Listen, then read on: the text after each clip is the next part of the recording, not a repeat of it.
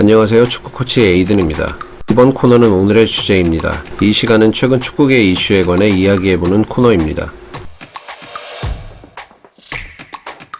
오늘의 주제는 바로 역대급 이적 시장으로 알아보는 현대 축구의 흐름입니다.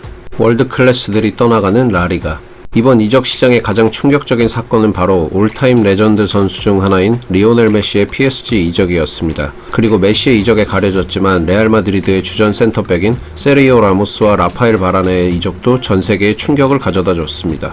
이렇게 세계 축구를 이끌던 라리가에서 월드 클래스들이 빠져나가는 이유는 바로 비율형 셀러리 캡 제도 때문입니다. 비율형 셀러리 캡 제도는 구단의 총 수입 중 선수단 인건비 지출액이 차지하는 비중이 일정 비율을 넘지 않도록 하는 제도입니다.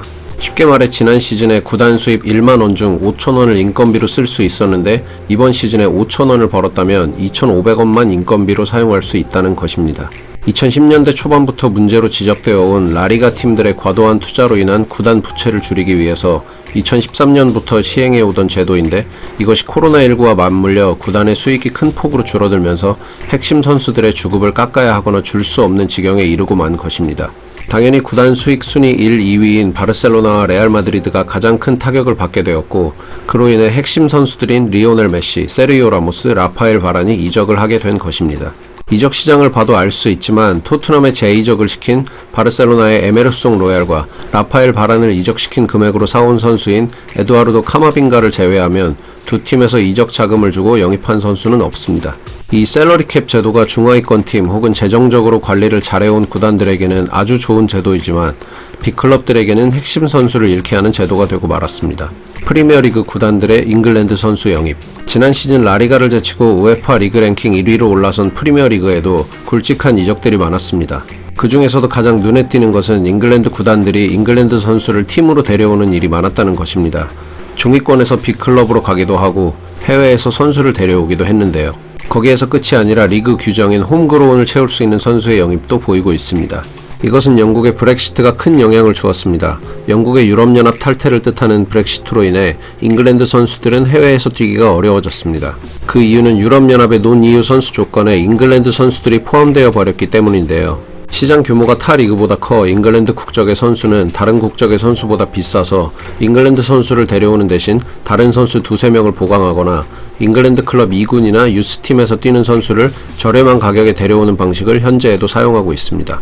브렉시트와 홈그로운 규정 때문에 빅클럽에서 잉글랜드 선수를 영입하는 현상은 계속 보일 것이고 자연스럽게 잉글랜드 선수들의 몸값은 더욱 상승할 것입니다. 그 증거로 이번 이적 시장의 이적료 순위 탑10 중 7개가 프리미어리그로의 이적이었고 그중 잉글랜드 국적 및 규정과 관련된 이적은 총 4개였습니다. 이적료가 들지 않는 자유이적까지 더한다면 그 숫자는 더욱 많습니다. 코로나19가 가져온 이적 시장의 변화. 축구계의 이적 시장은 비현실적으로 변해가고 있었습니다.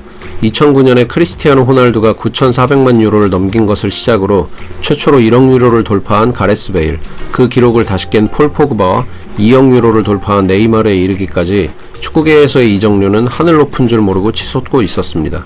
하지만 코로나19는 전 세계를 바꿔놓았고 축구계도 예외일 수는 없었습니다. 모든 수익이 급감했고 구단들은 선수들의 주급을 깎으며 살아남으려 노력했습니다. 그로 인해 엄청난 돈이 오가는 이전의 이적 시장들과는 그 형태가 달랐습니다. 그 중에서도 가장 특이한 점 2가지는 자유계약의 증가와 임대 유형의 변화입니다. 먼저 과거의 자유계약 선수들은 팀에서 방출되는 선수들 혹은 주급이 너무 세거나 클래스가 떨어져서 재계약을 하지 못해 자유계약 선수가 되는 경우가 많았지만 이번에는 클래스가 높은 선수들이 자유계약으로 팀을 이동하는 예도 많았습니다. PSG의 리오넬 메시, 세르히오 라모스, 잔루이즈 돈나룸마, 조르지니오 바이날둠, 레알 마드리드의 데이비드 알라바, 바르셀로나의 멤피스 데파이, 세르히오 아구에로 등이 대표적인 예시입니다. 그리고 또 하나는 임대를 가는 선수들의 유형이 달라졌다는 것인데요. 과거에는 유망주거나 팀에서 자리를 잡지 못한 선수들이 임대를 가곤 했는데 이번에는 이름이 많이 알려진 주전급 선수들이 다른 팀으로 임대를 가는, 그리고 몇몇은 임대 후 완전 이적 조건을 걸고 가는 경우도 심심치 않게 볼 수 있었습니다. 아틀레티코 마드리드의 앙투안 그리즈만, 첼시의 사울 리게즈, 유벤투스의 마누엘 로카텔리, 인테르의 호아킨 코레아, 레알 베티스의 헥토르 벨레린, 베식타스의 미랄렘 피아니치 등이 대표적인 예시입니다. 이적 시장의 승자와 패자. 과거의 축구 트렌드는 보통 포메이션이나 전술로 트렌드를 분류하곤 했습니다. 하지만 지금은 전술적으로 뛰어난 팀보다 어린 선수를 선수단 내에 많이 보유했고 그 선수들이 빠르고 피지컬이 좋고 활동량이 많은 선수인 팀이 승리를 가져가는 경우가 많았습니다. 마치 1990년대 이전으로 돌아간 것처럼 전술보다는 한 선수의 기량이 팀의 승패를 좌우하는 모습이고, 이것이 현재 축구의 트렌드라고 할 수 있는데요. 그 중에서도 피지컬이 좋은 원톱 스트라이커와 스피드 피지컬을 모두 겸비한 중앙 수비수를 영입한 팀이 승자가 된 이적 시장이라고 볼 수 있습니다.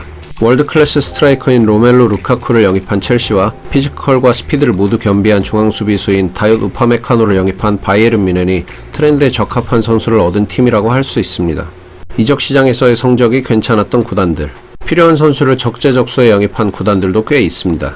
이번 이적 시장에서 리오넬 메시, 세르히오 라모스, 잔루이즈 돈나룸마, 아슈라프 하키미, 조르지니오 바이나르둠을 영입하면서 클래스를 한껏 높인 PSG, 크리스티아노 호날두와 라파엘 바란을 영입하면서 선수단의 부족한 클래스를 채운 맨체스터 유나이티드, 에드와르도 카마빙가와 데이비드 알라바를 영입하면서 힘든 재정 상태에도 세대 교체를 시작한 레알 마드리드, 지난 시즌 약점으로 지적되던 수아레즈 득점 의존도를 앙투안 그리즈만, 마테우스 쿠냐, 로드리고 데포를 영입하면서 보완한 아틀레티코 마드리드 등이 준수한 이적 시장을 보낸 팀이었습니다.